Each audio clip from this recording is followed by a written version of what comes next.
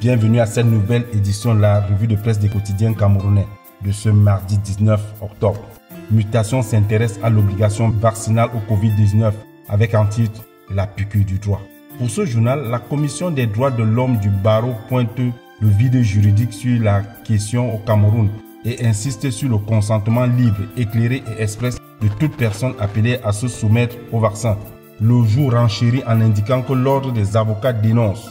En effet, la Commission des droits de l'homme du barreau critique cette mesure qui constitue une atteinte grave aux libertés et à la vie privée des personnes. Toujours en santé, le Messager présente en grande une Manaouda Maladchi comme un gendarme en blouse à Douala. Le quotidien précise qu'entre visites inopinées dans les formations hospitalières, respect des protocoles et renouvellement des équipements destinés à l'hémodialyse, le ministre de la Santé publique est condamné à assainir. Quant à Cameroun Tribune, il consacre sa grande une au site de la CAN 2021 en titrant « Bafoussam sans souci ».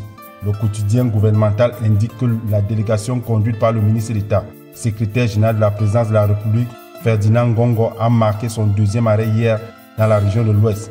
Ici, tout est presque prêt, en dehors de quelques travaux supplémentaires. Le Messager pense que Mila met la pression au président de la République pour que le stade de Djakouma soit baptisé en son nom avant le début de la CAN prévu le 9 janvier 2022.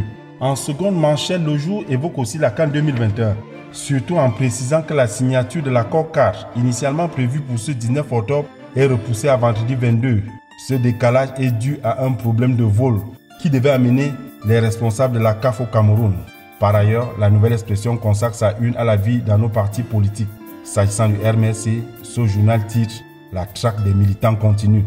En effet, le parti de Maurice Kamto a annoncé que la police a cassé la porte de son militant Adama Vladimir à 6 h hier à Yaoundé, avant de l'enlever avec son ordinateur portable ainsi que ses ustensiles de cuisine et ses chaînes.